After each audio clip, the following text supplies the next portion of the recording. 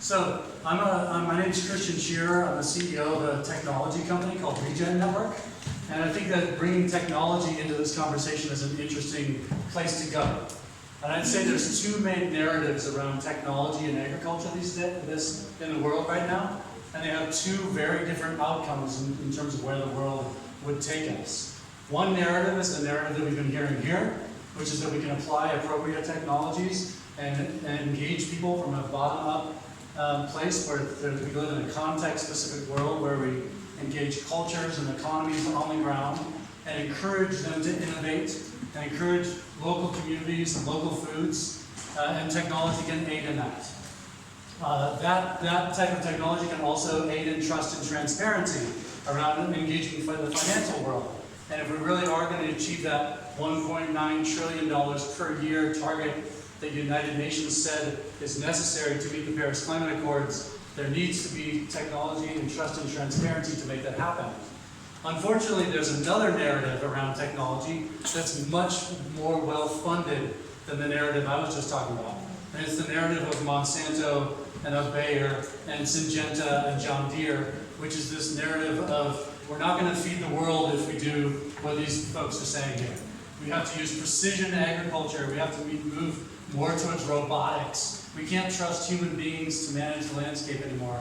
And I want to invite everyone in this room to understand that that narrative is driven completely by profit motives of these companies.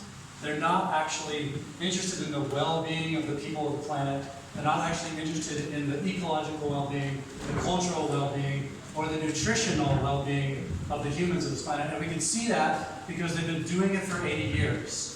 And where are we now?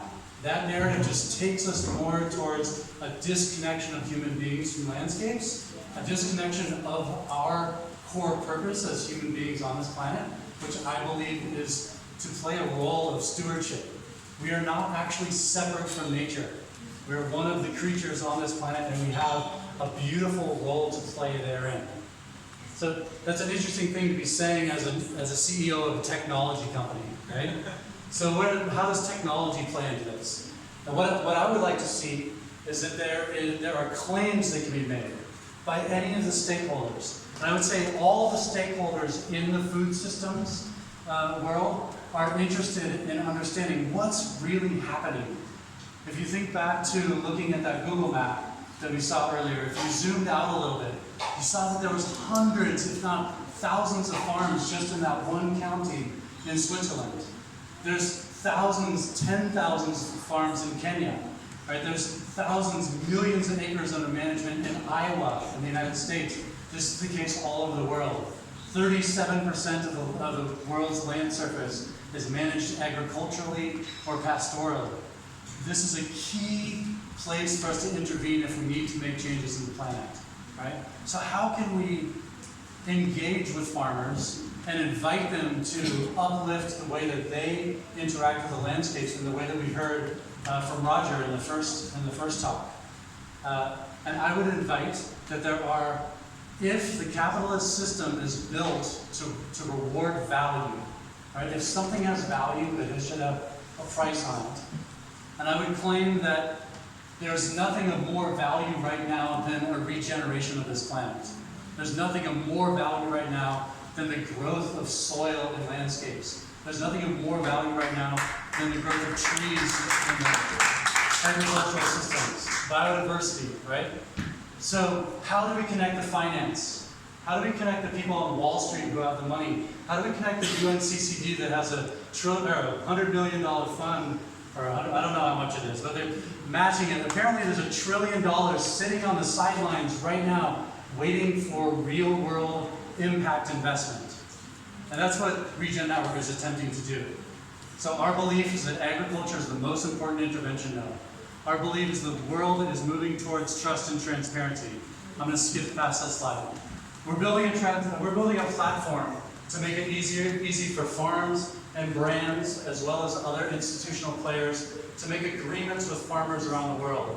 Whether a farmer has half a hectare of land and they're growing, corn and some trees, the United Nations should be able to make an agreement with that farmer that says, we want to reward you for the growth of soil, right? We want to work with the farmers in Iowa that are growing corn, and we want the United States government to make an agreement with those farmers that says, if you protect your waterway, we want to be able to reward you for that. And we need to make that easy.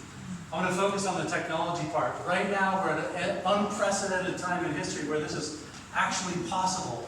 We can understand on a farm-by-farm basis what the current state of the ecology is on that site and how that state changes over time.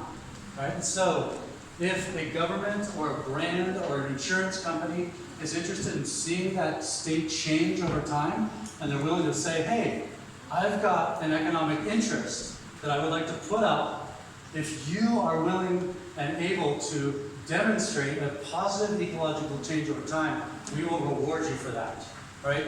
We can understand what's happening on a farm-by-farm basis from space like never before, using remote sensing technology. There are sensors that we can install into the soil, into the water, into the air, that can help us understand in near real time what's happening on any piece of land. We're using blockchain technology for the trust and transparency and the distributed governance that technology allows. And we're putting that all together in a way that allows these organizations to come together and make agreements. So a company like General Mills just committed to 1 million acres of regenerative agriculture. And they're talking about holistic management of animals, the rotational grazing of animals through the landscape. They're talking about switching grain crops from monocrop tillage agriculture towards no-till and cover cropping, right? Using our platform, it'd be very easy for General Mills to get on our site, write a contract that says we have $10 million for the switch from tillage agriculture to no-tillage agriculture.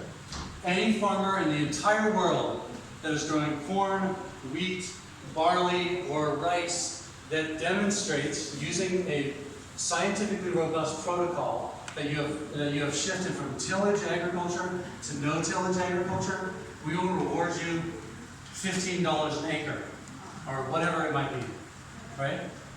That $15 an acre is enough to get a certain number of farmers to shift. That's enough impetus. They're getting the financial resources they need to make the change.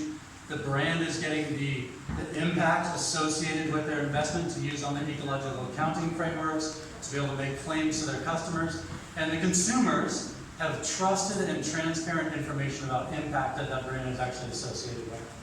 So that's the aim that we have at Regen.network. We're trying to accelerate the adoption of regenerative agriculture, and we can do this. We can absolutely turn this planet around through the node of agriculture. I'll just skip to the end there. Thank you.